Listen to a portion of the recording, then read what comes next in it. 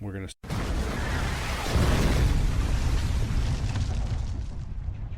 We might want to check this out.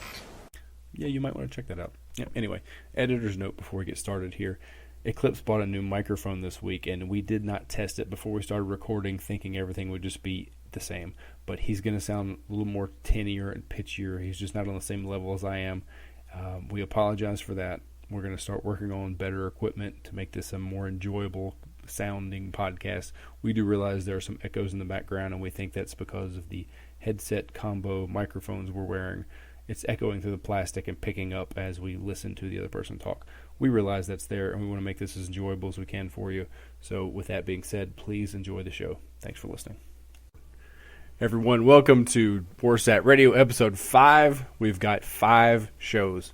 I'm Cobra. I'm here with my friend, co-host, Eclipse. What's going on? Who is playing Destiny as we record this, just like I did last week. Keeping him busy as I do my errands to get ready for the show. So here we are. So we've got E3 in the books. Yes. We're going to discuss some of that tonight. But first, let's talk about how we've experienced Prison of Elders 35. Let's get right to that. Oh, man, it gives me a headache even thinking about it again.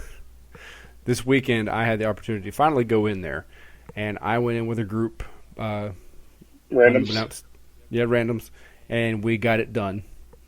Pretty crazy. I had a good time, but man, it's nerve-wracking when you can't get it done. Later in the day, we got Eclipse and a random to join us, and we could not get past. No. We started with Devin.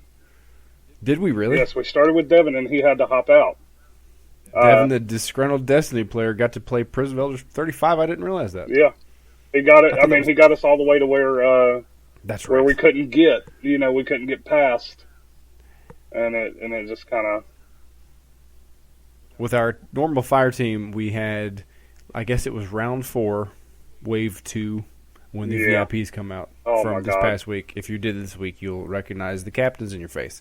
So Found Verdict is a saving grace in that situation, and Devin just didn't have enough arc attack to really help us out. So couldn't get past it. I got in there and got a cipher. Yay for me. We'll get everyone else one. But pretty fun. But I tell you, it reminded me of being in their Vault of Glass when people couldn't get their shit together. And it just becomes mind-numbing. Yeah, it got so frustrating just not being able to get done what you had to get done. And then, the captain's rushing you every time. And then somebody not being able to shoot them. And it got very frustrating. It got irritating. Very much so. I left with a bad taste in my mouth when we couldn't do it because I had just previously done it. It was so easy. And I always wanted to get in on that before they made the change in the hotfix where they get rid of his burn, lower his health, because everyone, of course, wants to Gallahorn him to death. Now, supposedly what somebody told me, now we never got to complete it, and right. You were in that nightfall with me, of they saying they changed that on Monday, and they said they took the burn away, and I just don't, like I said, I didn't get to do it. So I don't know if that's true, but I just don't see them changing and taking a modifier away the day before reset. Right. I don't know. People misinterpret things. Who knows what they did? I don't think I paid attention when I was in there what the burn was. I know it was solar. Yeah. But I didn't even look at anything. Now, what day did you do it on, though? I did that Sunday morning. Okay, so you did it before the hotfix came out. But I thought we just said we don't know if it came out right, that day. Right. Well, that's what I'm saying. Your burn should have been the same.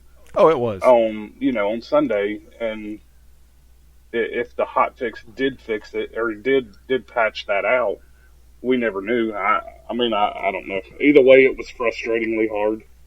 Well, the days of Skulless burn are now gone. It's kind of like if you got in on Crota and land him to death. We did that a couple times. So it's cool. But, when I first went into it Sunday morning with these two guys who had been through it before, they said, here's what we're going to do. Pop the bubble in the corner, jump out, Gallahorn. It'll be over. We spent more time not practicing. We had a couple failed runs where he wasn't really positioning himself where we could do that. We spent more time trying to collect ammo and not synthing and building the Titan's bubble up. And from jumping around the map to make some space and killing the ads, I think it would have just been easy enough to do it the way the mechanics call for. Well, I mean, before the hotfix, before this week, the ads would spawn in at a set interval. Right. So if you didn't kill the ads, you're getting multiple ads. But then if you do kill the ads, you're pretty much, I think what it was I guess you were taking so long to kill the ads that they were spawning in anyways, and you could never get any shots on him. I think there weren't a lot. I think what a lot of the consensus was Voidburn was the easiest to do it as, and that was the most fun. That was how, a lot of people said that's how they meant, or that's how they felt like it was meant to be played. Right. With Voidburn, because you don't have anything one-shotting you. There's no, I guess the servitors in there can shoot you with Void, but they're the only thing shooting Void. Bolus himself doesn't shoot Void, and the captains and vandals and dregs, they're all arc. So I could not imagine an arc burn. I mean, I kind of wish I would have went in there, but I kind of wish I wouldn't have, or I'm kind of glad I didn't, I guess. It wasn't. I just, as I said, it does not seem hard. The ads are not ultras or majors. They're easy. They're dregs. They're vandals, and you can one or two headshot them. Right. And I was sitting there just talking to the guys like, why don't we just do this normal? No. It's just faster doing the Galahorn thing. I'm like, okay. Yeah. But it doesn't seem like, it just takes a while. It does not seem like it'd be a big deal to do anyway. So I don't really care they changed it. Yeah, I mean, I don't care they changed it. I'm kind of glad they changed it. I think it's pretty nice to where we don't have to, they're going to have his ads are going to spawn in at a set interval or whatever, percentage his health is at. And then, as long as you don't, if you try to burn him down real quick and you're getting 4 sets of ads spawning in at one time, that's going to play hell when you try to do the mines.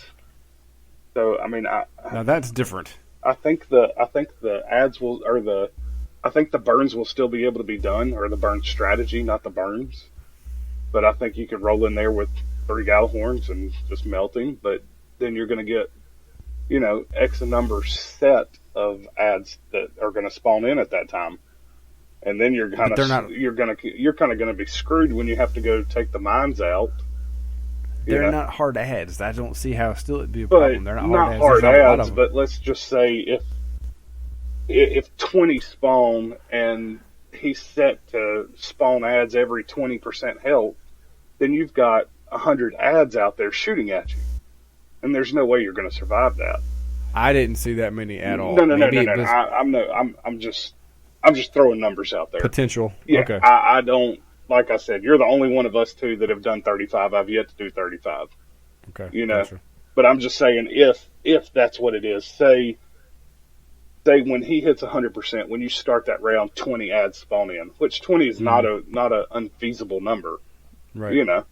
And then say at 80%, 20 more spawn in, and then at 60 and 20, and 40 and 20 and 0, the fight's over. But whenever if 20 ads spawn in every time you hit that 20% mark on his health, and say you roll in there and burn him down with Galahorn, Synth, and then Galahorn again, and he's dead, and then all these ads are finally starting to filter in of, you've got 50, 60, 70 ads that you've got to contend to while you're trying to dismantle mines in 30 seconds. With his rocket coming at you. Well, no. He would be dead already. Like doing the burn strategy. Oh, okay. And now I think I think that's going to be a problem, and I think that's why they tried to do that. Mm-hmm. And I think that's a good move they did. I mean, they want you to play that how it's meant to be played, right? And not just roll in there and shoot shit out of him and down him in less than a minute. I mean, but they also didn't want it. The reason they changed it was taking way too long for people to do it. When everybody did the same strategy, those heat maps, everybody stayed in the same place. Yeah. But yeah, it does. It's like the raids. Here is this toy box to play with. How are you going to play with it? And they stop us from playing with it the way we want to. But I understand it is to make us play the way we're supposed to. However, look how creative we're getting with taking some of these things on. The Galahorn thing isn't necessarily creative. That's the standalone. Let's right. It's hey, I've got the most powerful gun in the game. Let me shoot shit out of somebody till he dies. But still, it's just fun to look at how we do it. Anyway, right. We did some PoE 35. It won't be our last time. We finally got a chance to do it, and I just wish we could all do it together. We need to get Devin some Vault of Glass weapons, because Vault of Glass weapons have pretty much. I think they're the most important guns to have. They are. I mean, every single one. Maybe only Praetorian Crota foil, weapon maybe that not. The only Crota weapon that I would rather have over Vault of Glass is the hand cannon, or the not the hand cannon, not hand cannon to hand cannon, but void to void. I'm not going to use an epilogue anymore. You and Devin had to run around with the epilogue on the Nightfalls this week, but you, on the other hand, didn't, but you chose to. I haven't had the epilogue out since '97, so I had to see it. And that's the only thing I would choose different, is I would choose the Void hand cannon over the Void epilogue. I agree now, yes. And that's the only weapon. Hands down, scout rifle to scout rifle. Fang is nice for arc. Fang is a very good scout rifle, but Vision outclasses everything in its class. And then the hand cannon, of course. You can't compete with Fatebringer. Right. Now, I got tired of using Fatebringer because it was the same pull the trigger, pull the trigger, pull the trigger. But that's me being lazy because I've got so many little auto perks. But yeah, it does the most damage for anything I pull out, so I just going with it. I'm not tired of Fatebringer. I'm happy to still have it, but it's like I want to do more. And I keep thinking, though, we're a level below. Right. So I got to stop thinking that way. Now, one guy we had played with, I don't know, we went through several people trying to do this, didn't even realize Found Verdict was such a good shotgun. Oh, yeah. And I'm saying to everybody, range. If you have not picked up a Found Verdict or looked into it seriously, do the vault, get it one, ascend it. You'll use it, you'll be happy. Shotgun has become my best friend. I've passed on from using snipers, going to shotguns because of all the vandals and captains that want to get in your face. True, and I mean the amount of damage they do now it's hard not to use a shotgun. 2, 3, 4 shots. Yeah. Thank you. See ya. On an ultra. Right. Yeah, I mean that's what's nice about it. It does so much damage. I haven't tried Universal Remote. It's actually pretty nice. I've got mine up to 365 already, and it's actually very nice. It's just very slow firing, but it does a ton of damage. Invective, I think, is still the king. I don't think it does enough damage for me personally. Because of Swordbreaker and Verdict. It is. It's been confirmed by, nobody official. But somebody's got a spreadsheet out there saying, hey, here's your shotgun damages. This is what they're doing kind of thing. I see. And Found Verdict was the highest damage gun in the game, even over Galahorn. Woo! Now, how does that speak on shields and different arc modifiers? Yeah, now when you come into that, see, I've heard that the shields don't matter unless you're an epic modifier. Now, I've yet to test that, so I don't know exactly how 100% true that is, or if that's just somebody talking out of their ass. Right. But I've noticed some just running around in patrols. I don't think you can pop an arc shield faster with an arc gun in a patrol situation. Right. But now, of course, in a Nightfall scenario, that's 100% true. Right. If you've got a shank and you've got an arc weapon, you need a fire weapon because their shields are hellacious. But I mean, as for just normal, I haven't tested in Prison of Elders just because I see an orange shield, an orange shield. I'm gonna try to use a fire weapon if we're in a level that there's a bunch of fire shielded enemies. Cabal, yes. Cabal. I mean, Hive is the only thing. Yeah, Hive's the only thing I still use a Fatebringer in. But Cabal, I will switch over and use Vision and Invective right away.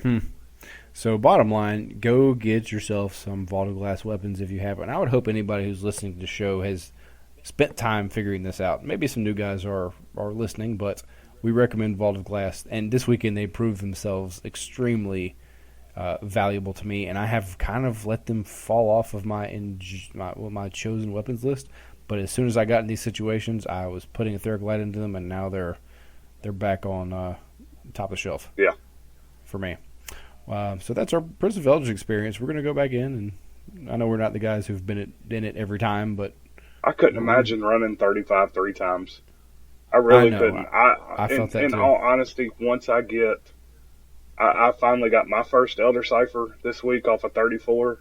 Once I get 3 of them, and I like the ship. I know you don't, but once I get the ship for at least one of my characters, and I think I like the shader more than I care for the ships. But once I get that, I don't know, unless it's an easy modifier or something, I don't know if I'll go back into 35, except for maybe etheric light. I mean, it seems so tough and so long from what I experienced. It could be it's just that bad experience. Yeah. You know, it seems so tough and long to where it's not, the payout's not there. I mean, I think you can get more etheric light from a trials card if you get 8 wins and get them packaged. I think you get like 3 etheric lights out of it. I mean, it's wow. The options are there to get it. I think it might be a random thing, but I think it's a better option than, fighting with Skolas for 2 to 3 hours and maybe making through it and maybe hopefully not getting disconnected and, and having to start over. So the equity put into it really not worth the payoff. I can understand. To me, after I get my exotics, I don't feel like it is. Right. I will go back until I get tired of it, like everything else. But I had a good time. But you have a good time when you succeed. Yeah, that's true. That's probably where it comes from. But I mean, you probably had a good run. You might change your mind. But I can understand if you're fighting with it, you're wasting your time. Yeah, that's true. Now that this past weekend I had time to do that because my wife had surgery. So she's like, baby, hey, you can have the whole weekend to yourself to play. So I moved my Xbox downstairs where she was. I attended to her, and I had all this time free. So I got to do a lot of stuff I never get to. I took Monday off work, so I had the weekend. I had 3 days. It was awesome until I started noticing when I was looking for someone on LFG to play raids or 35 or 34, nobody. Friday night, nobody's responding to my messages. And I usually have a mailbox full of messages of people I don't get to. Saturday, same thing. So I did bounties all day. Started getting a little bored. And you were working, you weren't on, and it just didn't work out. So I'm finding Trials is taking a huge player base away. Oh my gosh, it takes precedence. That's what people want, and their posts 9-0 only. Don't join or don't look for member. What did they say? I was trying to read something that they said. I have a copy of a note here. Don't want to play with anybody if you haven't been 9-0. Yeah. Okay, elitist, get over that. Yeah. And I'm starting to see that stuff. Only 9-0 players join me. So everyone goes to do trials on the weekend, and us others who don't enjoy the PvP so much are left kind of going, who wants to play a game? Yeah. And it pissed me off. I was kind of mad at Destiny. First world problems. And even my wife is like, I'm sorry you didn't get to play as much as you wanted to. You had all this time. Well, I got to play, but I was doing bounties by myself and stuff just to what sucked fill was time. I didn't get to play either. Mm-hmm. So, I mean, that was a huge thing there of not having somebody to play with. That's what ruins the game. Yeah, it does. It ruins the game when you have to go in. When I was out of work for my back surgery earlier this year, I got into that slump, but I didn't have to deal with the new game mode. Mm-hmm. So I didn't fully experience it, but I got to the point to where it was just like, all right, I've ran bounties on, I think at the time I had 2 characters. All right, I've ran bounties on my 2 characters. I'm done for the day. I'm just going to watch TV. I'm kind of tired of playing. Yep. The raids are, we've been there, done that, so what am I going to gain by doing that? I might get another Fatebringer. So I'm still hunting the Grave Robber from Crota, but I couldn't find a group to do it, so it pissed me off. Yeah. But then Sunday morning, finally, I think people got all their trials out of the way. Now, I don't know how excited I am to do trials with people getting better at it, and especially with the Hunter cheese. It's gone now. It's gone as of Monday. All right, well then I might give that a shot. I want some more matchmaking, pretty much. At least put me in a group. If they suck, at least I'm there. Yeah. I really would like more matchmaking. Yeah, I think that's a big problem right now. It's been talked about throughout the community. Is matchmaking needs to be at least optional, Right. for a lot of things, because they said, we've got 3 levels of Prison of Elders that we have to have a fire team for. Mm-hmm. You've got trials you have to have a fire team for. Daily missions, if you don't want to solo them, you got to have a fire team for. Both raids at both levels, or both difficulties, you got to have a fire team for. Right. So the only thing that's really match made is your level 28 Prison of Elders, your Strike playlist, and Crucible. Just regular Crucible. I was going to do a 28, but it's like, freaking for what? I'm just filling time. Yeah, I mean, it's unless you got the Elder Cipher bounty, there's no point in running a 28. And I don't even know if you get anything off of a 28. I know you have to run a 32 to get your whatever it's called, the whatever you get out of the chest deal. Yeah. I still yet to do that. So I don't. Yeah, I've yet to do it too. I'm waiting this week to run. Speaking of which, Varix is selling full intellect gear. Very nice. I'm happy about that. So I don't have 500 and some odd strength in every one of my characters. Yeah, I've got Goose Egg for intelligence, and I missed that charge for, I believe it's Scorch. Well, my Warlock. Or it's the grenade. I forgot what that charge is, but I miss having the grenades. Yeah. Or the Scorch, or whatever the ability. Yeah.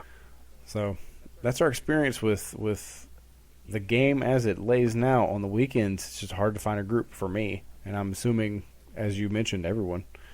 So we both got some pretty expensive toys this week. We did. And I'll let you go first. Yours was surprising to me for me to see. It was surprising for me to get the okay to buy them from my CFO. CFO? My CFO, yeah. I got my Turtle Beach Elite 800X headset that I've been looking for and waiting for to come in stock somewhere. Ever since. How long has that been on the? How long has that been on the market? They've been on for I don't know, April, May. No. They come out the end of May, so it hasn't been that long. But I heard about them back in January. So I wanted them back in January, especially since my X41s that I used every day. That when the microphone broke on them, and I couldn't use them to talk, I could use them just to listen to the game. And for the longest time, I had an Xbox headset up under my X41s, and those things would give me a headache because I had the Xbox headset to me is very uncomfortable. Yeah. And I had that pushing on my head, plus a set of headphones over it pushing on my ear. And it just, it sucked. And then I started using, a different headset with the adapter once I figured out that, hey, this will work. Mm-hmm. But I'm glad to have a good set of headphones back to go in-game and chat volume, and the noise cancellation on these things are amazing. We were talking about, let's let you do a review on those because there's a Destiny sound setting on it. There is. So I found that out earlier today. Save some of the gore details for next week, but give us a little overview of what these Elite 800s do and how they work. I know it's wireless. They're full wireless. That's wireless awesome. Chat, wireless, my X41s were wireless audio. Mm-hmm. But they're full wireless from the transmitter to headphone with chat, with audio. They also have Bluetooth built in and noise cancellation. Jeez. And the microphone settings are a little different. Like there's an outside setting where they say it's pretty much comparable to holding a microphone to your mouth. Huh. I think you have to talk a little louder for that to really pick up. But they go through a different quiet room, normal room, loud room, and then an outside setting that you can change. There's presets you can add in for different games, all kinds of stuff. Every time you mention the noise cancellation, I kind of laugh to myself because that will make wives very upset. Once I finally get into where I can start playing with these things, and my wife's upstairs or I'm upstairs and she's downstairs because she say I talk too loud. Mm-hmm. going to have to tell her she's going to have to call me. She's going to have to text me because my phone is now paired with my headset, so I can receive calls straight through my headset. Oh my gosh, that's awesome. I mean, I can listen to music through my headset. I can listen to whatever I want to listen to. The price point on those is how much? $300. Now I see why. That's awesome. They're expensive, but they have another full wireless set, but it's got a microphone that hangs off the front of your head, so it still looks like a gaming headset. You know, these look like a very nice, very big set of headphones, and it doesn't have a microphone hanging in front of my face anymore. The microphone is built into the ear cup. Very cool. So, but they've got a lower version that's like $230. The Astro version is $300, and they don't have noise cancellation. The noise cancellation is a big thing. It's huge. Like, I was sitting down there just playing with them earlier when I got home tonight, and my wife's sitting there watching TV, and I just put them on and turned them on just to, just kind of experience them and stuff, and hooked my phone up to it. Was listening to the Game of Thrones audiobook, and was just sitting there listening, and I can barely hear the TV. And she starts talking to me, and I'm just like, I have to pause everything and about take them off my head to even hear what she's saying. And she's like, "Can you even hear me?" And I put them on her head and let her, just cut the noise cancellation on and off without anything coming through the headset. And she was amazed by it. So that's good. If that way, she kind of sees them as something that was worth the money, that not, oh, hey, I don't see what this is, kind of thing of, why'd you pay $300 for this? You need to get some for her, because if she always says you talk too loud. If I could afford another set for her. But now the only problem is I tried Bluetooth into my computer to get get the audio to come through to my headset, and I couldn't get it to work. So I'm still going to have to mess with that, because I was kind of hoping, if I'm on my computer, I can just throw these on and, connect the Bluetooth to them and listen to whatever I'm watching on my computer or anything like that. So I don't know if that's going to work. I hope it will, because, most of the time my computer can transmit sound out to my sound bar. So I don't see why it couldn't transmit sound to my headset. Right. Your sound bar wrapped around your head. Yeah. No, the sound bar's sitting on my shelf, not the sound bar on my head. The headset deal, I've got the X41s as well that I play with, and I love the thought of wireless everything, because my wife and I rescue dogs, so we've always got a different dog around. We've got 3 right now, and we had a little... These 3 have been pretty good. Yeah. About pulling the finisher move on your microphone. Well, Jenny, okay, let's back up to Curtis. Curtis was a little chihuahua we had who was blind and grumpy, but he was such an awesome dog, and he sat on my lap as I played games, but he would adjust himself, and I'd turn around to do something, and there goes my headset off my head. The cord came out of the headset, or it'd come out of the controller, and we were in the middle of something, and I'd be like, "Oh, sorry, Curtis, finishing moved my headset," and I've always plugged him up. But that dog could get himself wrapped in everything. And it would always happen at the wrong time, too. Always. Always, but I don't know how we do it. Now we've got a dog named Jenny. She's a boxer mix, and she's freaking wired all the time. She'll jump up, and she'll get her claw just enough, and she'll turn around too fast, and there they go out of my controller. So I'm envious of you of having a totally wireless headset. Well, you could have bought them if you wouldn't have went and bought your toy. Now, that's a segue if I've ever heard one. That is a segue. So, that was pretty damn sweet. Get you some strange coins or Gallhorn. I've got enough strange coins.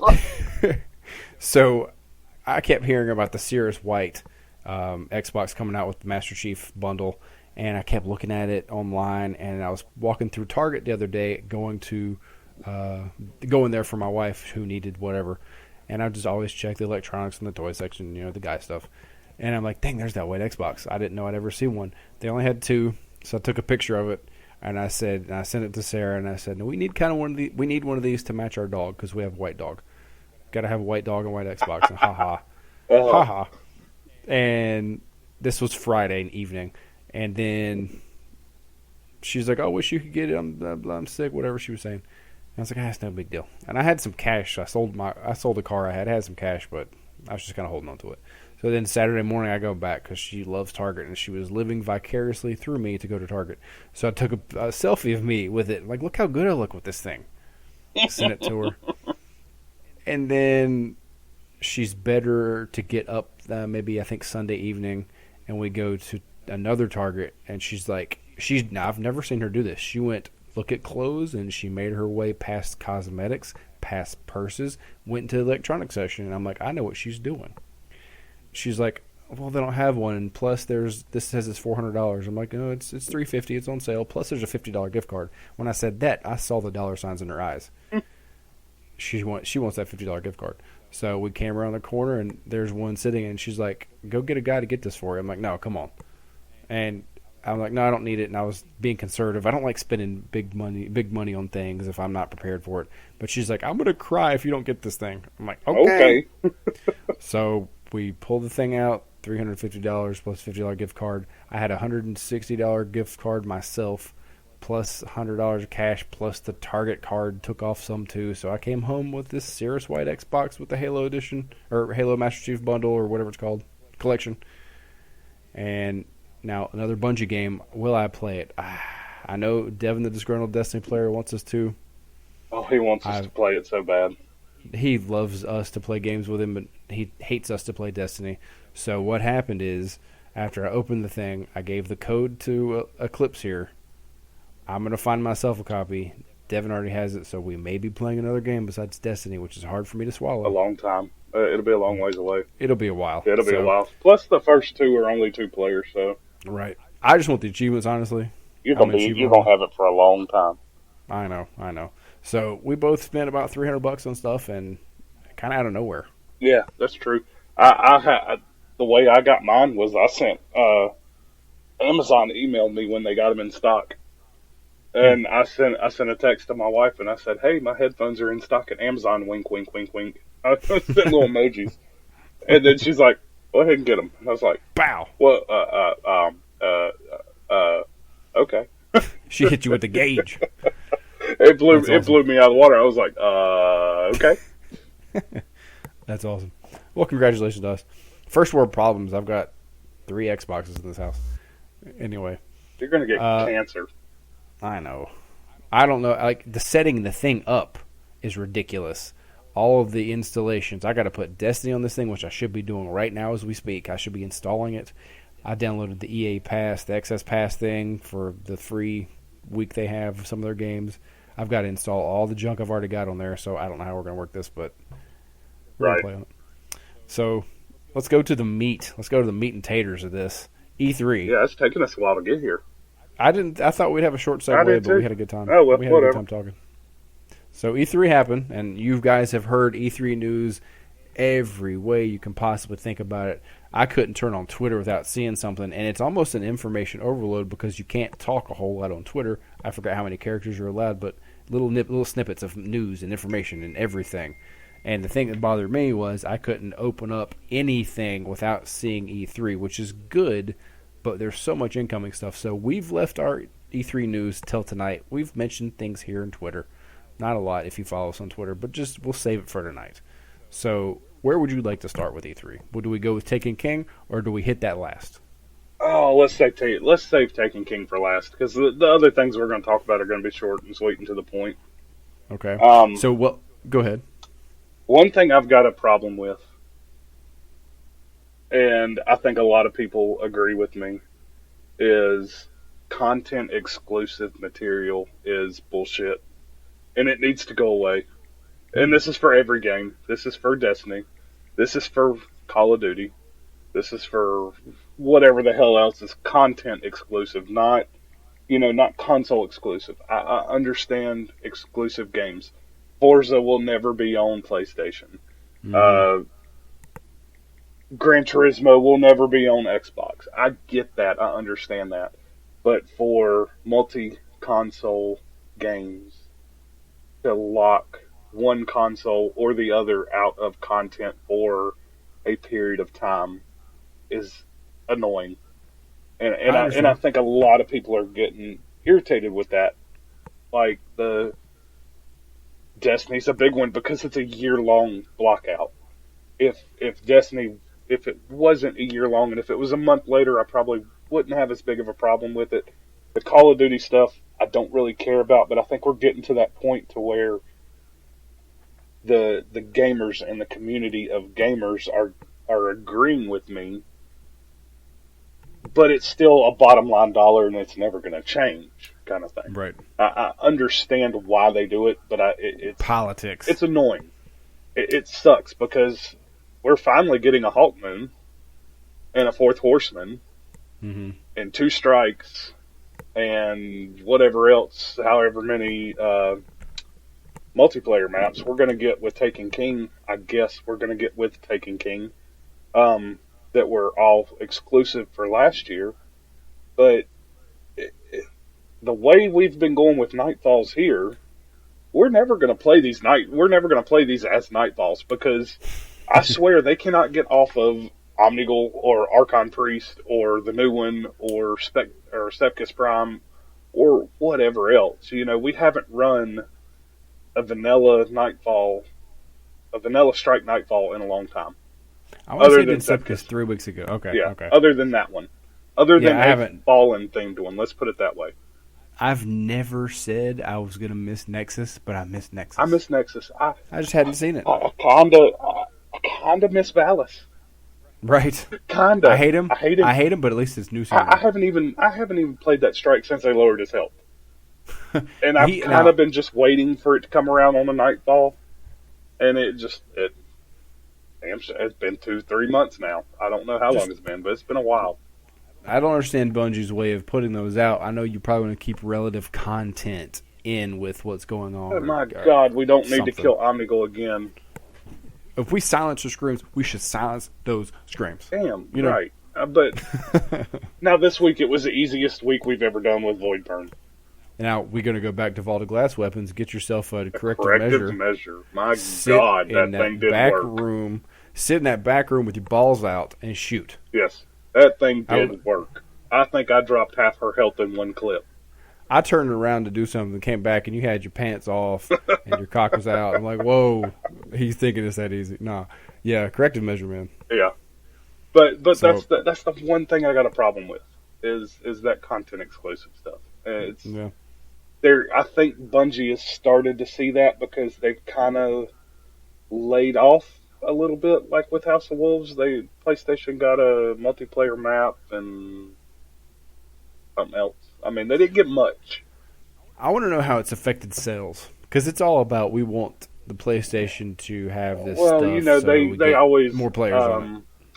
They always market it as, if you want the true Destiny experience, or whatever their slogan is, you know, play on PlayStation. I'm sorry, my ears just threw up. What'd you say? True Destiny experience. Destiny experience. I guess they're talking graphics, but I mean, there's a guy at my work that I swear he's a PlayStation fanboy, even though he owns both systems. Dizzers. Yes. He will swear up and down every game looks better on Xbox, and Xbox doesn't run this game at this resolution, and that's bullshit because Xbox doesn't put the resolution on the back of the games now, and it's just like... He argued with me today about the Forza 6 trailer that was in E3 that looked amazing. He's like, that's not in-game footage. I was like, Daniel, it says Xbox One footage, you know, all footage is Xbox One in-game footage. And I was like, and he's like, well, it's like a theater motor. I was like, so it's still in-game footage. Right. And he was like, well, remember this, and he named off one of the Gran Turismo games that was old as hell, and he's like, theater mode looked great on it, but it didn't look that good in you know, just playing. Mm-hmm. It's just like stuff like that. He is a huge fanboy. Well, I want to say here, I know we've got a couple PlayStation listeners who spoke to us. We have no problem with PlayStation ourselves. No, we don't. I think we've had this conversation. We choose Xbox because that's where our friends are. And I honestly like the features of the Xbox personally. True. And I would be on PlayStation if you were to. Yeah, I just follow where my friends are. I agree with that. The only thing I hate about PlayStation, I don't like the controller. It's hard to hold. It is hard to hold, and I don't like the when I was messing around on Devin's, I don't like the interface. And I haven't messed with it. I'm not too fond of the Xbox One interface anymore, but it's a lot easier to navigate than a play. Maybe not easier to navigate, but just more. Maybe it's just more familiar or something like that. But I like an Xbox. That's what I prefer. I don't care if I have to wait a year to get some damn content. I wish I didn't, Yeah. but I'm gonna stay on my Xbox. I guess you could say I'm loyal to Microsoft. Did I just hear you go back on your content exclusive? I can't say the word exclusivity. I said I will if I have to. If you have to, okay. Which I have no damn control over it, so I'm gonna have to. Well, let's reel that back in because we're getting way out. Yeah. I want someone marketing for PlayStation come to you and say we haven't had the real Destiny experience. Yeah. We've played this game for a solid 9 months. Yeah. And I believe we have milked that tit dry. Yeah, that's true. We have loved it. We're making a freaking show about it. But I know it's just marketing scheme. Anyway, so we talked about putting Taken King in the back, but here it is in the front a little bit. Let's reel her back in because this is wild. Okay. The thing that had me going about E3. Now I was home Monday too, and you're like, "You watching this?" Nope, I'm trying to do some bounties. I'm trying to play. Trying to run gave the up Skullus. watching it. Yeah, I gave up watching it, but I've since watched some things. I'm so excited about the Xbox 360 backwards compatibility, as everyone was ooh and ahhing about. Yes. Because I really am not done with my 360. I've got so many games I'm keeping because I want to finish it. We brought our friendship together through, I'd say, Black Ops. Yeah, probably zombies. Yeah. And we still never got all the achievements from some of those. No, we're still missing the freaking Origins achievement, and we were so close that one night. We were 2 or 3 steps away, and we're just like, we'll get there later. And we never did. And we never did. And we had the... God, I hate that we didn't finish that, because we could have finished that with 3 people. Devin, Eclipse, and myself, we based our gaming life off of getting those Easter eggs, and it was so fun when we unlocked those things. And then the relationship became sexual, and we never played the game again. No. But anyway, yeah, so we're going to go back and play some of those games. You're going to be able to hit, I believe, the guide and the start button, whatever they call those. Not the guide. What do they call the buttons? It was select and start. I forgot what they call them now. Yeah, I think it's select and back, or menu and back, I think is what they're called. Hell, I don't know. The one with 3 lines and the one with 2 boxes. It was select and start back in the day. You're going to be able to hit those at the same time, and you're going to be able to bring up the old 360 menu and the dashboard for that, which runs so much smoother, which is so much easier to navigate, in my opinion. It's not as slow app-based as the one. And you're going to be able to delete your messages so much faster. I'm so excited about that. I just get on the internet and delete my messages. That takes forever, too. Yeah, it does. You got to click 2 times. So you're going to go backwards compatibility with a small amount of games now. Everyone will get to do that. Everyone will get to see it in the fall. Right now, the Xbox One preview guys. I wish I could have got in on that. I've tried to get on it since, but you can't anymore. Yeah. So they're experiencing that right now. And right now it looks like it's just arcade games and games I don't really care First about. party. Things Yeah, first party. So all it takes, now everybody's saying, we'll be able to play Black Ops again and blah, blah. Well, that's if the developers say, let's do that. Yeah. So we don't know yet, but I'm assuming. I'm hoping they will. I don't see why they wouldn't. I mean, it's, what's it hurting? Unless they want to just sell a couple more copies. But I mean, if they're trying to, if Activision thinks they're going to sell many more copies of World at War, then they might want to opt into the backwards compatibility, because that will probably sell them more copies than they would if they didn't. I can tell you, I don't know how many people said, dang, I've already sold my 360 and my games. What the hell? So there are going to be people rebuying games and re-getting their stock and their stock of games they used to have. And I think we're going to see a small resurgence of older games. And I shouldn't say small. Everybody's going to be playing that. The Xbox One players will be able to play 360 games on their console with people on 360s, which is really cool.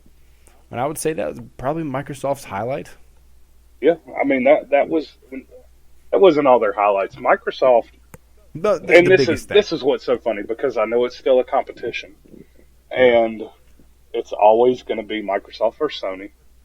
It's always going to be Xbox versus PlayStation. Not so much Microsoft, Sony, but Xbox, PlayStation in the console world. It's always going to be them two going head to head, and it's always fun to watch the two conferences because they always take jabs at each other indirectly, and the whole Xbox, the big one this year. Last year it seemed like they didn't take too many jabs last year. I think they kind of pushed the Xbox out a little early. And I think everybody knows that, and I think a lot of people agree with that. I do. They pushed it out a little early, and it wasn't ready. So last year E3 they were a little conservative, and they didn't make those little jabs here and there. But now, last year, PlayStation was swinging left and right and just talking shit about Xbox, essentially. But now this year, the first thing when they come out, I put it on Twitter, I said Xbox came out swinging when they said, we will not make you pay for games to play that you already own. Right. That is huge. That was like the biggest thing from E3 that day. Mm-hmm. And that day was all the big announcements. It was, that was one of the best announcements that anybody could have heard. And I don't think anybody expected it either. But the HoloLens was amazing. That you had to show me that. I did have to show you that. I was like, I don't care about Minecraft. Yeah, that's the first thing you said. I don't care about Minecraft. I was, just wait and watch this. I was interested in Minecraft when it was just a PC idea you could get on the beta because it was different. And now I see the audience has taken, or who's taken to it, and it's kids. But it is a really cool idea for a game. It's just a jack around and build stuff game. But when you show me the HoloLens, this, just like you said, this is new tech. We're experiencing new tech. Yeah, it's futuristic tech. It's not just new tech. It's futuristic tech. It's freaking hologram on a table. Did you see that camera that was filming that? Yeah, and that camera looks so weird because that's, they essentially said they've got that technology on that camera. So they could portray that so we could see it. Mm-hmm. But I mean, to build the Minecraft world on this just square table, that's not a special table in any way. It was just a wooden table. It's freaking amazing. And I'm wondering how they're going to carry that into other things besides Minecraft, because the HoloLens is not just for Minecraft. I don't know if that's their take on Google Glass, which I haven't heard about in a long time. But I don't know what exactly they're trying to do with that. But that's where they're building it and marketing it right now. Now I know it's supposed to be extremely expensive. I think I've read somewhere that they haven't released a price on it, but they've said more than a console. Now, along with the HoloLens, we also saw the partnership between Oculus Rift and Microsoft, which is pretty neat because we've got all this software, we've got all this technology that's just growing by leaps and bounds and all the things it can do. Oculus Rift, you're familiar with that, correct? Yeah, a little bit. I mean, I haven't looked into it too much because I think it's always been a PC-based thing, and I'm never going to have a PC strong enough to run it. It's a gimmick. Yeah. It's pretty neat. Cool experience. I want to experience it. Well, the Virtual Boy was our first glimpse into virtual reality back in the day, and I remember sticking my face into that red screen at a Best Buy and getting a headache. Wow, that's fun. But here we are, and we're seeing things much like we see on television with this future tech in movies and future tech like Iron Man. When will we be able to grab a screen and turn it around and do all the stuff they do in midair? Remember that from Iron Man a couple times? that and the suit. I mean, the suit is HoloLens, essentially, I guess. The suit, that's crazy. So we saw the start of this kind of with Kinect. I thought that was a pretty neat piece of hardware and just playing the games in different spaces. And now the HoloLens and the Oculus Rift. But I really think the gamers are going to just want to sit in a chair with a controller and look at a TV and not exert themselves. Right. Best way to say it. Gimmicks are great, but I think that's where the gaming really stays. Other games we saw, Battlefront, which I think I really want to play because I'm a Star Wars fan. Will you be getting that game? I want to. I'll leave it at that. I want to get it. I guess I'll rent that. I'm gonna probably rent that one to try it to see how much I like it before I drop $60 on it for a game that I'm never gonna play because I'll still be playing Destiny. Right. I'm a Star Wars fan, and I just have to have everything Star Wars. It looked incredible. It did, I hope yes. it plays. I hope it plays good. DICE being the people in charge of making this game, they've put out so many great Battlefield games. Battlefield 2143, if anyone played that on a PC, oh, that was so great. It was just, it had enough for every class. There was something to do. You had something to unlock. The team played together from all classes, and you helped each other in a way that was very coherent. And I want that kind of play for Battlefield. Battlefront. Battlefront. Battlefront's always been really flat for me, however. Like, here's your class, here's your guns, you die, you shoot things, and it's just missing something. The ability to play as main characters in the game, like your Obi-Wans, your Luke, your Vaders, your Han Solo. The kill streak idea, that's good, but if you're not good at playing those games and you don't get those rewards, you're kind of missing out on the really exciting part of that. And for me, I've never been good enough to really get those characters unlocked and play them. So that's where I'm like, I know how that feels to really not reach those upper levels and get the really cool things out of that game. So I want to play it. Will I own it for a long time? I don't know. Gears of War. The reason you said you bought your Xbox 360. That was one of the first games, it was the first game I bought, that and Forza. Same for me. I just don't know if I'll get the remastered. I mean, I've played them. I don't really, we got, what was it, 2 or 3 that we've downloaded for free. And that was Judgment. We tried to go back in and play it, and I've played it. I know the story. Or was the first one? Was it the first? It was the first one. Yeah. It was okay. I've played it. I've went in. I know that story. I just don't know if I'm gonna. I don't really want to rebuy it. Like if I had played all the Halos, I doubt I would have bought the Master Chief thing. To me, it's not. There's not a replayability factor there for me. I agree. Halo is fun, but I'm not a gigantic Halo fan. I never got into it like everybody else did. Right. The comeback ability, yeah, replayability, just never. I like more interesting games than shooting everything all the time. We also saw the No Man's Sky. The game looks amazing, but the only problem I've got with that game is I don't know if there's going to be an objective to it. There's a campaign objective, so to speak. Like, if the game is literally flying around solar system to solar system, going down to the planet and just looking around and finding stuff and then uplinking it or uploading it, that game seems like it would get extremely boring very quick. People are into that, though. I mean, apparently people want to not do anything while they're not doing anything. I guess, yeah. I mean, I want to have some kind of goal to work towards. Some kind of reward I'm getting, other than saying, I guess having my name on this planet of saying, you're the first one here, or whatever, whatever it's going to say. Not to mention I don't have a PlayStation to play it on either, so that game to me looked amazing to start, but I think now more that I see more of it, I just don't know if there's going to be any kind of depth, I guess you could say, to the story of the game. Like, what's a story going to be on that game? It's one of those things where it's just the idea is so amazing. Right. And wow, what a cool idea. Right. The sheer size of that game is what amazes me. That's what still draws me into that game.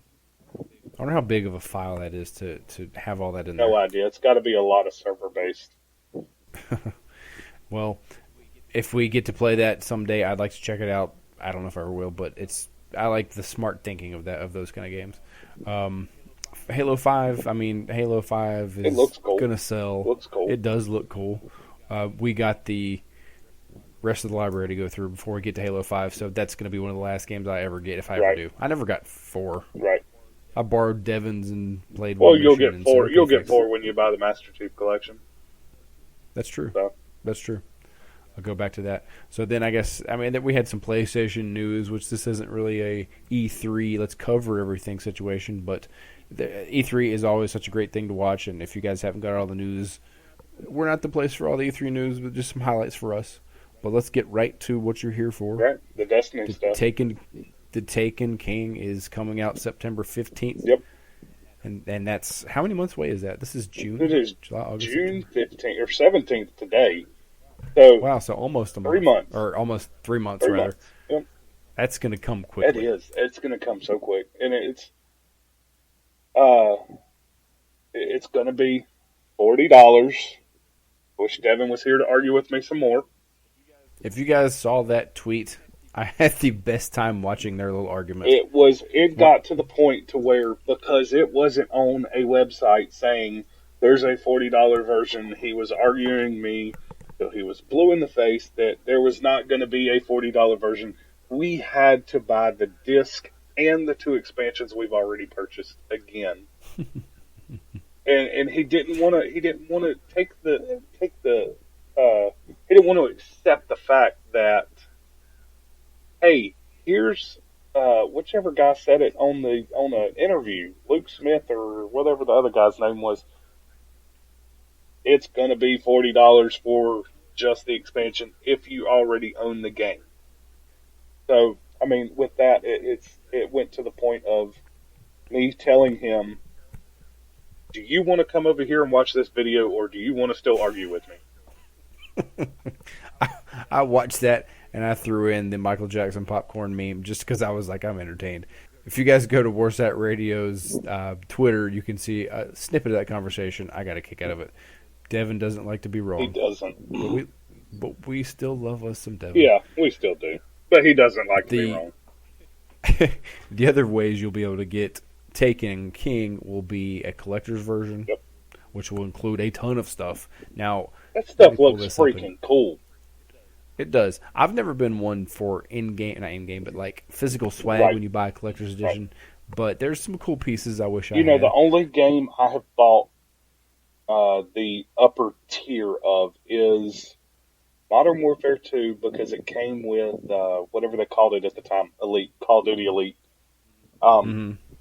That came with all the map packs. And I think you got it for $10 less than if you bought Elite or whatever. You got a little deal on it, and that's the only reason I ever bought that collector's edition or whatever they called it. The 90 hardened edition. Yeah, the $90 or $90 or $100, however much it was. That's the only one I've ever bought. With Prestige is the top yeah, that's the one that comes with like the one of them came with night vision goggles and an RC car and a quad rotor helicopter, and I ain't got that kind of money to drop on a video game. I don't care about that stuff usually, but I mean it just depends on what it is. There's been a couple cool statues I want to get. Now this stuff I've already got what's come with in this content, so the collector's edition content is just to break this down. You're going to get Vanilla Destiny, just a regular game. It's going to come with the Dark Below expansion pack, the House of Wolves expansion pack, the Taken King expansion pack, so you get all 3 right there. You also get a Steelbook, which I know Steelbooks are really popular with some guys, or some collectors rather.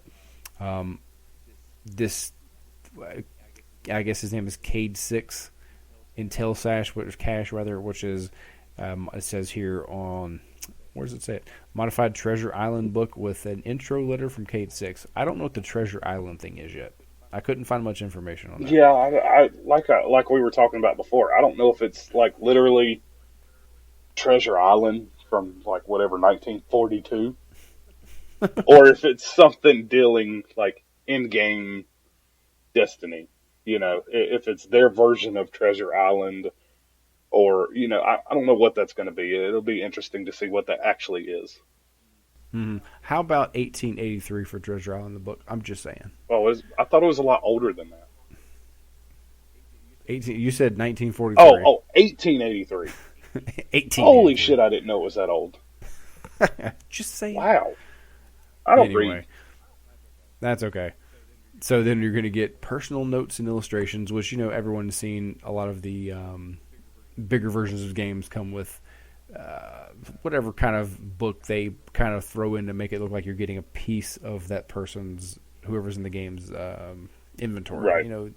Maps and drawings and things, which are neat. For myself, I don't care. You get a collection of relics and artifacts, which are little pieces from the game. You get a strange replica coin, which is that is pretty cool. I like the strange coin. Oh, yeah. Weapon schematic, whichever weapon that is. It says also an early access weapons pack. Guardians will receive a Vanguard themed auto rifle, pulse rifle, and sidearm. Weapon pack can be attained by pre-order or digital or physical copies of Destiny, the Taken King, or the purchase of digital physical collector's edition. So digital or physical, you get that stuff. Now, your opinion on getting these weapons? They're probably for underleveled Guardians, so it doesn't bother me at all. We had the Vanguard Armory, and I think you hit level 16, and they just there's no reason to even go back and visit them. I never used the code on mine. I used the code and never bought a damn thing from them. I forgot about them because they were so far away. They stuck them over in the hangar, and I forgot about them. Right. Now, correct me if I'm wrong. This is where I think Devin, the disgruntled Destiny player, was getting upset. Also in this collector's edition, 3 exotic Guardian class items, XP bonuses, 3 class-specific emotes, and 3 armor shaders to customize your Guardian. Is that what he was mad at? No, that's not what he was mad at first. Like, he was mad at first that the Legendary Edition that comes with the game and the 2 previous expansions we've had and Taken King for $60. He was mad that they're getting to pay $60 for something we've essentially had to pay $140 for. That's what he was pissed off about. And then he changed the story to, it's just not worth $40 to him because everything else is out, he's going to be playing. And then it come into, I tried to explain to him, a lot of us we want these exotic class items. We want want the in-game stuff. We don't care what you're going to give the new players. Give them whatever they need to help them boost up and get them into that game, because they've got a year of catching up to do, essentially. And if they rush it, they're not going to get the same amount of or quantity of thing like breaking down engrams. Right. We've all seen rushing. You get stuck behind. I need to break down some more engrams to upgrade weapons. Well, and we don't know how the attack rating in the new in the Taken King is going to go. So we don't know what's going to happen to our beloved Fatebringers and Visions and all the good stuff from Vault of Glass and Crota Insigne. Right. They'll probably still be viable to use up until I guess you could say the 3rd expansion, if you don't count Taken King as 1, 2, 3, or 4. If you count that as a major as its own. The next, whatever comes after that, they'll probably be viable up until that next expansion. Just kind of like when you're in Crota's End, you could still use Vault of Glass weapons even though they were at 300. They still worked very well. I don't. The people are going to have to. They're going to be able to go in and experience Vault of Glass, but they're not going to have the same reasons to go experience it like we did. I don't think. I hope they don't take these guns away from us, but I kind of have a feeling they are. But I mean, we've only had them for such a short period of time, is why I hope they don't. Like, I'll be fine by the time, I guess you could say, this time next year, we should be talking about Destiny 2. That kind of made me, I guess, half fall over. Yeah, I mean, I guess this time next year would be Destiny 2. We wouldn't be looking at another expansion. We should be, I have a feeling we'll be looking at another game. And I could see those weapons running out then. I can understand that, even though all our characters are going to carry over, all our weapons are going to, I figure all our weapons are going to carry over. But I don't see why weapons have to stop being available and being viable. Because it's been said in a 10-year game, using the same gun for 10 years gets pretty boring. It does, but make something else available, and then if I get tired of that, I'll come back. I understand that. That is the best. That's the best argument against that possible. Make something that's on par or better than X, and I'll use Y. Right, and we've also heard it said that Bungie wants us to be able to choose what gear we want to use, so we're not limited by what we have just to have ourselves at a certain light level. Let me put together and build let me get my Voltaglass boots. Let me get my Crota helmet. Let me grab my Hellbreaker whatever chests or my exotic chest and build what I want. There's talk of that going on for what your best build out or not build out. What's the word I'm looking for? Loadout could be. I haven't really seen a lot of people doing it because they're just trying to stay within the light level and they don't have a Thier glide. Let it all be available. Let us choose, because remember, we're trying to become a legend. That's the point of the game. That's what they say. Not in Taken King, because no legend is safe. Ah, very nice. So to back up a little bit, the collector's edition with all that, $80. Not bad. You can also not bad if you I don't think so. If you don't have the game, or if you are switching consoles, if you're upgrading, that's a great deal. That's a ton of stuff for $80. And that's who it's for. That is exactly who it's for. That's who both of these are for. Both of these, and Legendary Edition and the Collector's Edition, that's who it's for. I wish I could post the picture. Maybe I will on our Twitter feed. There was a Kotaku post about here's the rundown of how much it's going to be and what's going to be in there. And several people have been copying and pasting this big long message crying, I spent all this money and these people are getting all this for a fraction of the cost. Right. Okay, and my response is that if you've played video games for a while, you're going to realize if you wait long enough, they're going to have a Game of the Year edition or a different version coming out with all the expansions. You're going to get it for the cost of the game, and that's all. Yeah, that too. And I mean, my God, if you've played this game and got 3 characters, 1, 2, or 3 characters up to that max level, you've got multiple hundreds of hours in this game. Don't say you didn't get your money's worth. Right, very true. Anything that comes out brand new, you pay more for it. So anybody crying about the price of this, I don't understand. It's something you have come across somewhere else before, and unless they cry about it all the time. Probably. Doesn't make sense to me. Okay, so then there's another edition. Get the Legendary Edition for $60 and cry about that. You get the standard vanilla Destiny, and expansion 1, expansion 2, and Taken King. Plus Taken King. So there's multiple ways to cry about it, multiple ways to be happy about it. But as we all should know, I'm just happy I'm not paying $60 for Taken King. Yeah, I'm happy too. I'm happy I'm paying $40. That's perfectly fine with me. No problem. That's a lot of content coming in for $40. I'm happy. Plus, like you mentioned, we'll be getting the PlayStation stuff, release stuff. Yep. Now, the PlayStation does get some things we don't get. Certain gear sets, because they get the exclusivity first. Looking at the webpage, there's a Titan Hesperos armor, which it looks kind of cool. I can definitely see Master Chief, Halo, Spartan design in that. A lot of these armor designs definitely very Bungified. Warlocks get Azoth Bend, which I think is ugly as Satan. Kind of looks like a koala bear. Then the Hunter gets Neurogast armor, which that actually looks pretty cool. They're going to get a scout rifle, the Jade Rabbit. They're going to get a map. What's that called? Sector 618. Oh, the multiplayer chamber. Multiplayer map, yep. Sure. Oh, the Stripe. They're going to get the Strike, rather. They're going to get Echo Chamber.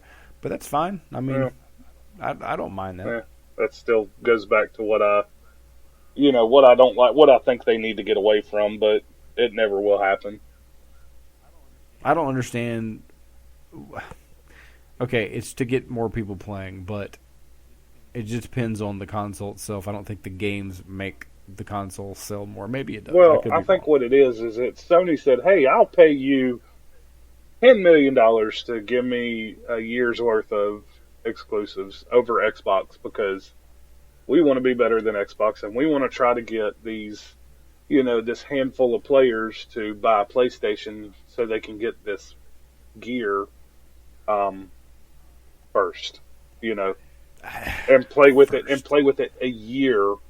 I mean, it's that long. It's not even first. To play with a Hawk Moon for a year, to play the Strikes for however many months they've had. Right. Because House of Wolves didn't come with a new strike, but since I guess the last strike that got added would have been Crota, so since December, Mm-hmm. even That doesn't sell it for me. It doesn't for me either. But it does some people, and that's why they do it. Is Sony saying, "Hey, here's this much money," or Microsoft for some games saying, "Hey, here's this much money. Give me something over PlayStation. Give people a reason to come to Xbox over PlayStation, or vice versa." I get it. I don't like it either, I guess. Yeah, the best part about the exclusivity thing is it's up and we'll all get it eventually. So it's not like you're locked out all the time, forever. So you just got to wait. But you'll be so entertained by what we have, I believe. I don't think anybody will be sitting there going, so-and-so's got armor over there. Yeah, I don't care about the damn armor. I don't care about the multiplayer map, the strike. I mean, whatever, but it's still I just wish they would kind of move away from that. I was kind of hoping they would, because there's I won't say nobody, but there's a lot of people would not be in their right mind to switch consoles now. Right. I agree. Even for the price that they would pay for the game and expansions and all that stuff, nobody's going to invest that time back into that game and try to get everything back over again. I would never do that either. I would cry if my characters got deleted or something like that. It would probably make me never play the game again, because I'm not going to invest that much time into it again. It's there. It's exhausted me that much to put that much into it, and it exhausts me to think about it, putting that much into it on another console. One and done. So, other information, people who have been around for a little bit, a little blurb from Destiny's page: players who reach level 30 plus on at least one character or buy both prior expansion packs by August 31st and by the Taken King by February 1st, 2016 will receive exclusive commemorative Founder's Fortune Year 1 emblem, a sparrow, armor, shader. Let me read that again. Founder's Fortune Year 1 emblem, a sparrow, armor shader, and more. And those more items were going to be the XP bonus class items, the emote, and was there something else I was missing? Are we getting those as a Year 1 emblem, or as a Year 1 player? From what I'm reading, the more, well, maybe that's not the more. I did read someone saying it'll be Galahorn 2. I don't believe it. Galamore. Don't tempt me. I don't believe that either. Whatever and more is, they're going to give us something. They're going to throw us a bone. Yeah. We can only speculate. If there's more news out there we haven't seen it, then it's probably something they'll release closer to time. Yeah, I'm kind of upset. I want another emote. I would cry about that. Yeah, the emotes are kind of cool. I kind of hope they come out with some more of those. I wish. Now, one thing I have seen, and I haven't seen it talked about very much, but it has been talked about. I had to go and check before we start. I thought I kind of might have caught a glimpse of something that nobody else would have, but. Is this the big news drop? Yeah, and it's not as big. I mean, it kind of deflated a little bit, but it's still, very relevant and very awesome that they're doing it. In the VidDoc video that they put up on Destiny's website, that is the 8 or 9 minute long video of them talking about the supers and how to get to them. There's a screen that the guys are on the Dreadnought, all the Guardians are on the Dreadnought, and then the Titan or whatever it was, I don't remember which one it was, pulls out his ghost and pulls up the HUD. I saw that. Well, while he pulls up the HUD, in the bottom left corner, it says Bounty Tracker. I saw that, yes. So we don't have to go through the menus to see how many kills more we need for this to finish this bounty. That's freaking awesome. And I believe they're also going to add your progress through your different factions as well. I want to say I read that. Maybe, because there's a D-pad down there that changes. It says bounties and then it says change display. So I don't know what else they're going to add in there, but to be able to track those bounties there is freaking awesome. Just watch that bar fill up. And that's great. That is something we needed a long time ago. Okay. But better late than never. Now, one thing I will add to that, the bounties will be able to carry 20 bounties. That's awesome. 20 bounties. Well, that's a lot of work to do. Also, in that screenshot that you were talking about, there's a little thing on right above the ghost, the ghost in the hand. It says jobs available. Yeah, but I jobs. think that's just I think that's just another word for patrols, because I think that's what caught my eye initially and got me to pause that video. But I think that's just another word for patrols, because you see they got the little patrol emblems, like showing you where they're at, what direction they're in. The one I'm looking at has a VIP and a pickup mission, actually 2 pickup missions. But I think that's all that's going to be. I think that's just a, like a patrol bounty, but it's not called patrols. Maybe. I guess we'll find out. It says use nav mode to locate beacons and receive missions from the tower. So I think that's just they're going to call them. Maybe they're going to call them job offers from now on, or hell, maybe we haven't paid attention and it says job offers now. 20 bounties. Okay, if you look at the, let's see, are there 10 available? No, there's with the PvP. No, just in the, let's say the vanilla bounty guy, there's 10 available. Okay, so 10 on then him. You've got another 4. You've got another 5 max from Eris, which Eris will have 15. One of those is a weekly bounty, and then one of those is a class specific bounty. So, two thirds won't get a bounty off of her. 2/3 will only have 3 bounties a day. Right. And then Petra is 6 per week. So right there, we've already went over. So either they're going to add new things. They're going to be a lot. There'll be more bounties to do. Okay, so carry more, do more, level up more. We're going to be busy. And the good thing is we'll be able to level up our subclass pretty quickly with 20 bounties. Why don't you tell us about our subclasses? Man, I cannot wait to become Thor. Actually, all of them look pretty cool. The Hunter Void Bow looks amazing. I hated on Hunter last week when we talked about our classes, and I must say, after playing, I should have threw this in the beginning part. After playing as an art, what's the Blade Dancer? I forgot the. I can't think. After playing as a Blade Dancer and going invisible and finding a role for that, I have much more respect for Hunters on the Blade Dancer side. Gunslinger still but I do respect a Hunter a little more after having to use those abilities in certain clutch situations. And the Void Bow just looks awesome because of that's that support class that they've needed. I love how you can shoot something, get some damage, and then lock down some other guys and tie them together. That's pretty neat. The Arc, the Stormcaller. Mm-hmm. We'll back up. The Hunter is called the Night Stalker. The Hunter is called the Night Stalker. Yes. Very they also cool. have some pretty cool grenades. See if I can find it. I don't know where it went. One of them is like a void wall that you throw a grenade and I guess it puts up a wall of void damage. I guess kind of like maybe a spike grenade, but a little more. Mm-hmm. A little more wide range than a spike grenade or something like that. Void wall makes me think of protection. Yeah, it seems like a crowd control is what it seems like. Very cool. Trying to get to them. I can't find it on the website here. I think anything looks cooler when you're drawing back a bow and arrow. Yeah, that's true. And especially when you're jumping up as high in the air. Some of those videos make it seem like a hunter has some incredible height. I did doing that super, and I don't know if it's just because they jumped off of something and it just looks that way, or the Michael Bay effect. Yeah, the Michael Bay effect. I'm not sure if that's what it is, but they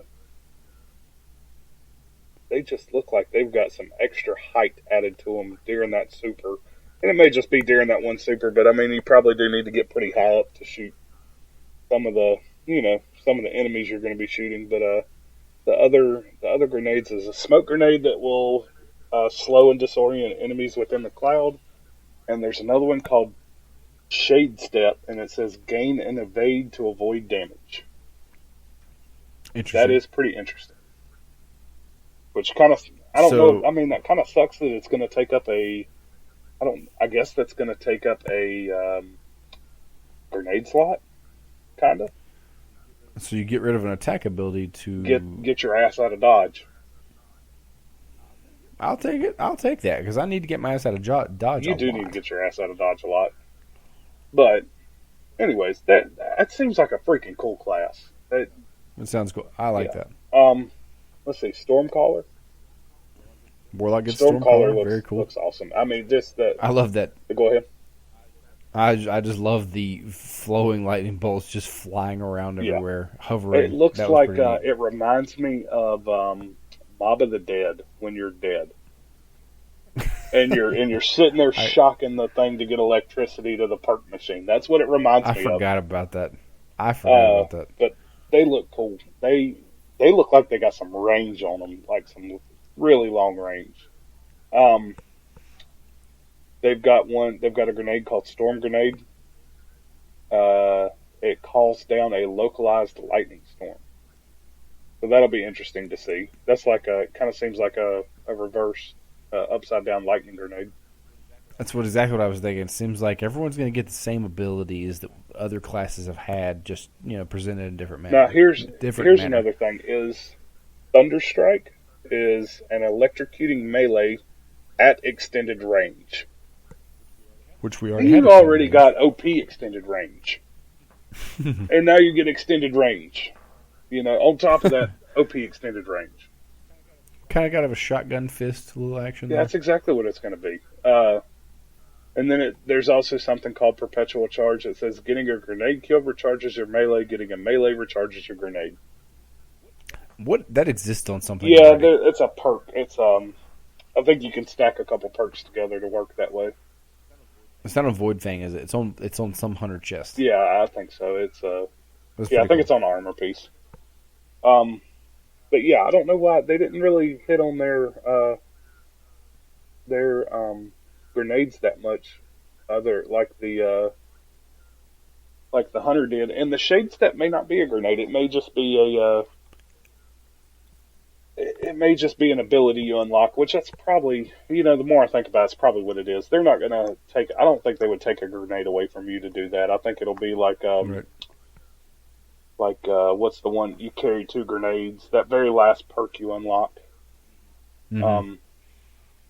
I can't think of what the other ones are.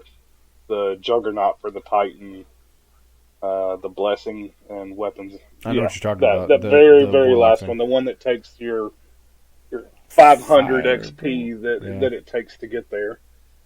And then the Titan, the Sunbreaker. That's a pretty cool thing because I like anything that... It reminded me of using a relic when he has a hammer in his hand. I like the relic mechanics. That's fun to hold a relic. And I was like, something should be permanent like that. And here we are with the Titan. I would say you get some range and you get some relic feel. Yeah, we do finally get range. We can throw that hammer. Now, I don't think it does nowhere near the damage as if you go and swing it up close. But yes, we can throw that hammer. So we do have range. It didn't make me butthurt, but I was kind of like, that they use the word Sunbreaker when there's already a Sunbreaker. No, that's not a Sunbreaker. It's a Sunbreaker gloves. Oh yeah, okay. For the Warlock. Yeah. I'm like, well, you borrow a lot of your things and use it in the game again. Can we give a cool subclass a different name? The discussion I saw on Reddit earlier today was, do we call them Sunbros? And somebody chimed in and said, no, Sunbro is already taken by Warlock. We've had that since day one. Then somebody come up with, what about Hammer Bro? And then somebody said, that's been taken since 1983 with Mario. So we got to find a new bro name for our new Titans. And I don't think I saw a good one for the Warlock yet. But Super Smash Bro. It's been taken. I know, that's why I said it. But anyways, the Hammer of Soul is what it's called. Hammer of Soul. And there's one that says Thermite Grenade. Or we've got a Thermite Grenade that says it's kind of like your Arc Bolt and the I guess the Firebolt, the one that seeks out. You toss it in a general area and reaches out and hurts whatever. Fire and Yep. forget. That's what I use it for. PvP. Sunstrike, ignite your enemies with a heavy solar strike, which is just the melee. And then Firekeeper, which says Hammer of Soul lasts longer and you gain an overshield while standing near a sunspot. A sunspot? Yeah, now we don't know what the hell a sunspot is. So, can I help? I wonder if my Warlock can help you create a sunspot. That would be kind of cool. That would be awesome to throw a solar flare interact, and then let me stand in the middle of it while my super's active. Exactly. That would be pretty cool. Now playing off classes like that, that's where I love what games come together to do, where I've got this ability, it really doesn't reach its potential without you. I love that kind of stuff. Now, I don't think it'll be that way, but that's a very cool idea. Probably not. The more I'm looking at the little emblems they're giving us on Bungie's website, is I can about bet when you call in your hammer is where you will get this sunspot. So that's where when you call in that hammer, you'll get that shield and that I guess it lasts longer while you're standing in that little area. Go run out in these mobs, call it in, survive if you can. If you're getting swarmed and you call it in, you've got this shield and you can last longer while they're swarming you. Not bad. It definitely changes the mechanics of class subclass choices in your fire team too. Pretty much everyone bubble titans when they get together. Yeah, I don't think really you can see strikers around. The chain bubbles. I mean, in-game content, chain bubbles is the way to go. But now you're going to be able to do some damage and protect That's somebody. True. So yeah. I like that.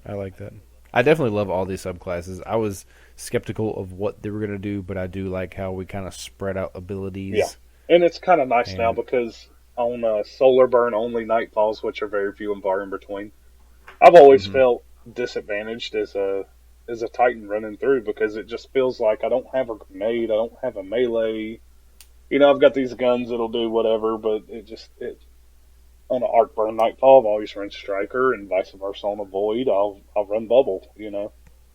And with a hunter, it's hard to run a void burn nightfall because you have no grenades. Like they don't do hardly any damage.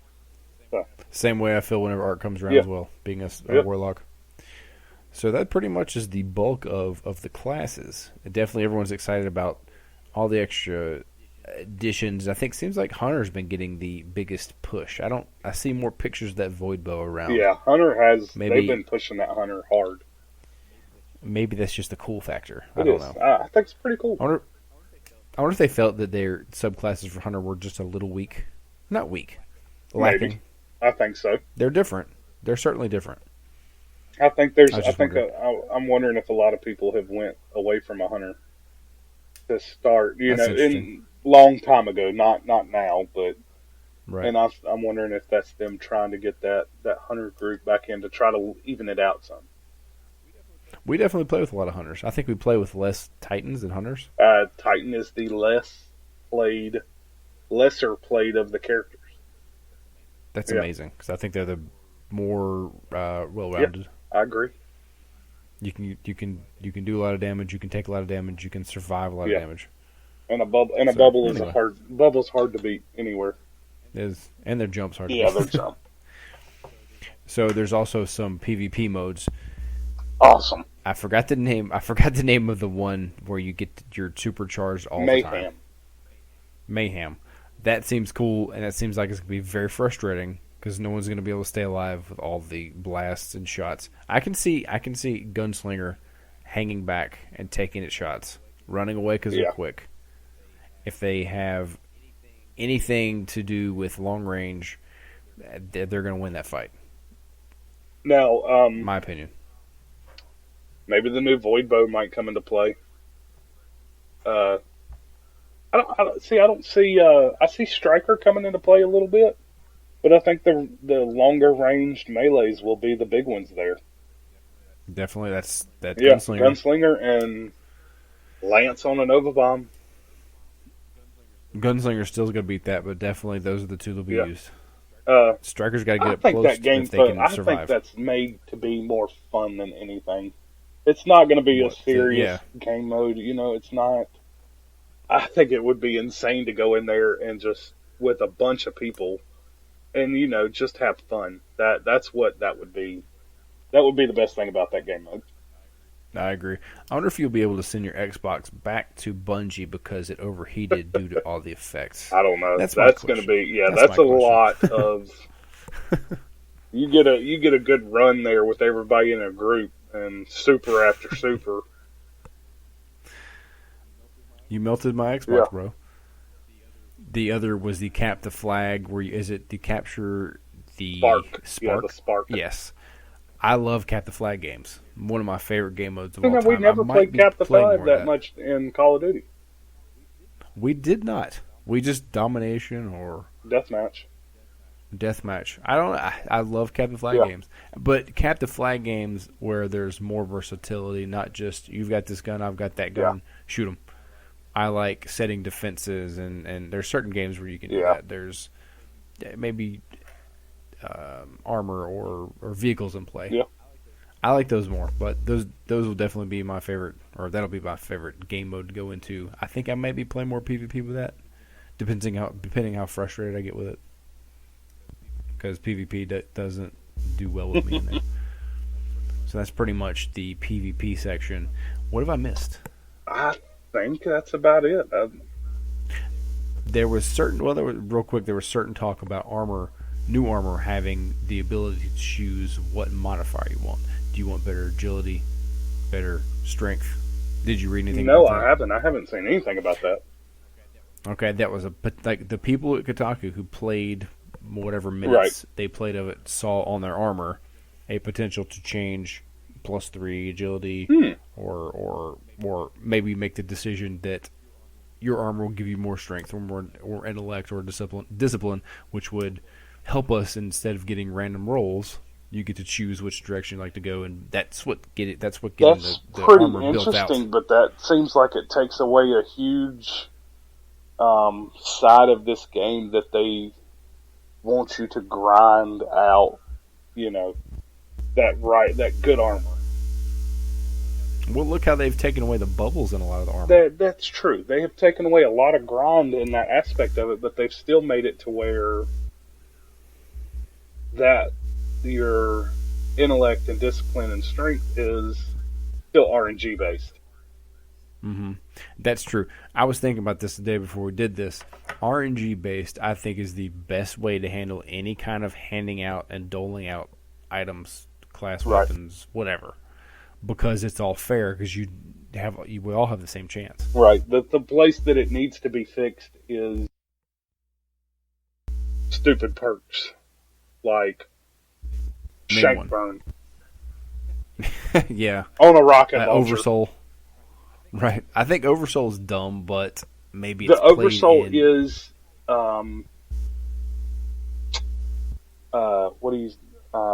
activity specific.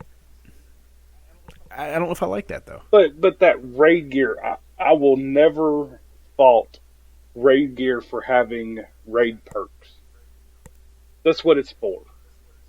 And that's what that's what the what Varix is selling. The Prison of Elder gear is for That's true. Prison of Elders, and they have Prison of Elders perks. So it that third perk on there, if you've got a regular chest piece, what's it going to do in the place of that third perk? Let you throw a grenade farther, or it's not that useful spot of a perk. It still gives you, the boots still give you heavy ammo, the chest still gives you carry more ammo for whatever and whatever, and kind of thing like that. So I'll never fault a raid or in-game piece of armor for having that specific perk for that activity. I don't like switching mine out. Maybe that's where I'm coming from. I like if I'm that light level, that's where I want to be. And if we're going to do this armor change where we do get to boost our intellect, discipline, strength, maybe they're moving away from us trying to chase light so much. Maybe. And more customizing where we don't have to just take what we get. Yeah. But one of the ideas to me that takes away that grind that they want you to. Maybe not even grind. Maybe grind's a bad word. That replayability that they want you to have there to chase that gear that you need. Because it went extremely quick. House of Wolves went really quick to get to 34. I know a lot of people did it quicker than me, but I had 3 characters at 34 in 2 weeks. Yeah. I had the gloves, the chest, an exotic helmet, and ascend in my boots. And I was 3 characters at 34 in 2 weeks. After the DLC came out. Now that's pretty quick. That's very quick. There's people who did that in a day or two. They're like I said, there's people that did it a lot faster than me. I wasn't going to rush that much to get to it, and it's, there's no need for me to get to 34 Wednesday when it dropped on a Tuesday. Right. You'll be done with the whole game or the whole expansion in a month. Right. Well, the thing I've always had an idea with was use these factions, use Dead Orbit, use Future War, use Monarchy to, the only reason we do is to try to get shaders or I need a fill-in weapon. Why don't they be a part in building the perks on our armor or our weapons or whatever? We're already seeing the armor or the weapons guy let us re-roll our guns. So re-roll weapon or re-roll armor? Is that what you're re-roll suggesting? Armor or purchase, maybe like Xur, every week they have different items, different abilities, different something that we can choose to go with. Oh, this guy's got a boost intellect or a perk to it they can rework for it. Maybe not necessarily re-roll, because that's kind of mind-numbing. I like it for their guns. I like the chance. I like the chance still. The game is still chance. Everything, you don't know what you're going to get. Why don't we use these armor or these faction guys in a positive way forward where we need to see them? We get to choose why I like one over the other, and we set ourselves apart more. I'm more of a Future War guy. You're more of Monarchy, and then we can. I don't know. If they do that, they need to go away from Crucible marks and Vanguard marks and make a join currency. I kind of wish they would do that in the first place. I do too. I hate chasing that crap. Yeah, I'm always full. I've always got 200, and you're telling me go spend them. Well, yeah, I mean, I'm sitting at 200. I'm pretty sure on all 3 of my characters now, and I have nothing to buy. I don't want to buy a weapon I'm going to break down. I went and bought some relic iron the other week or a couple days ago because that's the only material I need after farming these chests where you get so much material out of it. So, I mean, I wish they would go to one currency there, but I mean, I don't know if that will ever happen. I mentioned that way back before the Dark Below happened. Like, let me use these guys. I have no reason to go there except just to fill in a weapon that I need. So the other thing I want to say, as we've all talked about, let's build a Sparrow to customize what we want. Sparrow and a ship would be awesome. We have all these ships we get that we break down. Why don't we break them down for random pieces? We break them down for exotic parts. We break them down for maybe not an ability, but some kind of extra or something. We break it down maybe for paint colors. I don't know, because you hear them talk about. Well, I guess I've said that we have seen the same ship out of Vault of Glass, right? As we saw in the Crota mission, and all it is just some dressed up fins. Yep, it's the same thing. Exact same thing. We all see the same stuff. Some of the more difficult to find ships, that's all random. You're never going to know if you're going to get it. What's funny, what I think is funny, is they finally went in and redid the entire. I won't say the entire, but they went in and gave us a completely different ship with this new one, and you hate it. I do hate that one. You hate it. I want it. I want a complete Skullus for that ship because I think it's badass looking. It looks like a ghost had sex with Star Fox, and here we are. I don't know. It's just totally different. But, let me customize. Let me take wings off. Let me take a fuselage off. Let me lodge the antenna off, boosters off, and build my own. Now I'm a legend. Yeah. Because I've got a cool ship. Maybe get some shaders. Maybe I can take some of my shaders and put it into my ship so I have more room to carry more shaders. Something like that. I think that'd be neat. Yeah, we need more room for shaders, period. So that's just my 2 cents about what we could do forward of what we were hearing. I think it'd be a great way to combine all of that. But that's pretty much all the Taken King stuff we've got for tonight. Yeah. We didn't mention the enemies, how the Taken King the enemies, dude, I saw Scion split in half. I saw that. Golly, I hate them things. So pretty much Oryx is coming back to take over some of these enemies we're fighting. Yeah, he's reworked them, taking them, yeah. Yeah, he's taking them and infused them with darkness. And whether they don't react the same. Yeah, they don't act the same, and they jitter, they jerk around, and they. I like how they come out and told us that this is why this is going to happen. You know, not hey, this game's bugged all to hell. Look at this shitty game they come out with because all the enemies don't stay still and they just jump around. They don't act like normal enemies. I can see somebody. You know, somebody's still going to say it, even though it's been said. If that's why it's going to be that way. So we got to contend with new enemies, different ways, and change around our strategies. Right. How about a damn phalanx now? It's going to have a freaking big ass gun in the middle of his shield. That's exactly what he needs. Oh my god, that is what he doesn't need. He gets close to you, smacks you across the screen. If you stay away from him, he's still going to shoot you, and you can't shoot him. Except the little arm area. Yeah, it's a little hand. You got to shoot him in the hand.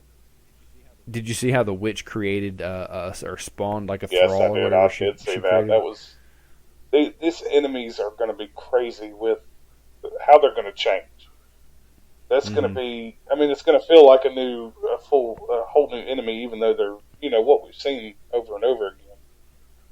I can imagine a curse throw. Oh God. I don't know. What about a knight? Oof.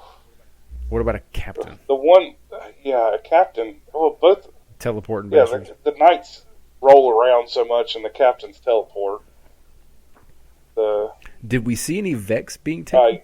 Yes, I saw a Hydra. I must have not paid attention. Yeah, there was a Hydra on there that they were showing, and I think I saw a Goblin or something like that. But I know I saw Hydra that was taken. So the Phalanx are probably one of the worst ones I'm going to hate. Or not the Phalanx, but the Phalanx and the Scions. I just Hobgoblins.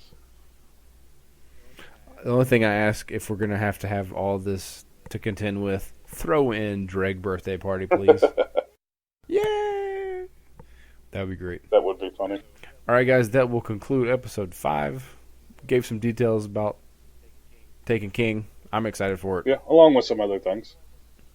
Sure. Got to cover a little bit of E3. Yeah. I mean, it's such a big event, you got to talk about some of that. So, I do want to give a shout-out. Because he shouted out to us, the effing monkey on Twitter. We appreciate you listening. No, I'm gonna tell you, effing monkey. You're pretty lucky that Chris likes you. Chris hates monkeys. I was like, where are you going with that? He watched a video on YouTube of a monkey raping a frog in the mouth. And he hates monkeys. He has said this over and over again. But oh my god. I was like, where are you going with that? There's a video on YouTube of a chimpanzee giving himself froggy pleasure. And I saw that video and I became enraged. And I now hate any primate forever and ever and ever. But you effing monkey, I respect you for twittering us, following us. I'll give you the pass. I will give you the pass. This is Cobra signing out. SN95 Cobra R. We do have our Xbox Live names, or our gamer tags, on our Twitter. If you look at the information, they are listed there. If you'd like to play with us, please come join us. Okay, guys, now today's Mode of Light is from Louis B. Smedes, and that quote is, "To forgive is to set a prisoner free and discover that the prisoner was you." I bring this quote up because recently in the United States we have found out about Dylan Roof shooting the 9 people in a Charleston, South Carolina church. He was at a Bible study and was there for an hour and then up and decides to shoot these people. I don't know about you guys who are listening outside of the United States, but it's all over our media and we can't get away from it. And it's been on my mind quite a bit. Even if it didn't happen in your country, I think we all can agree this world has gotten crazier. It's only going to get crazier, and worse things are going to happen. But let's tone that down a little bit. Let's bring it back to our own lives. We've all had someone who has hurt us. We might be carrying around a grudge from somebody that we can't let go. But I'll tell you what, this quote, when you forgive someone and realize the prisoner is you, that's very true. Forgiveness is not for the person who's done you wrong. Forgiveness is for yourself. If you're carrying around a grudge, if you're carrying around hurt that someone has placed on you and you just can't get over it, I recommend forgiving that person. As hard as that might be, try it. And I guarantee you the weight will lift off of your shoulders and you will not carry that around with you. I bring this up also because family members of the people that Dylan Roof shot have told him, I forgive you. He has taken away people's lives that will no longer be able to be shared with their family members, and to have that kind of tragic thing happen and have their kinfolks say, I forgive you to the guy, that's bravery. And that's really the only way they're going to be able to survive without their family members, by letting go. So I suggest if you have a grudge, you've got someone who's done something to you and wronged you, I beg you, forgive them, because it's only going to help you. Thank you. Good night.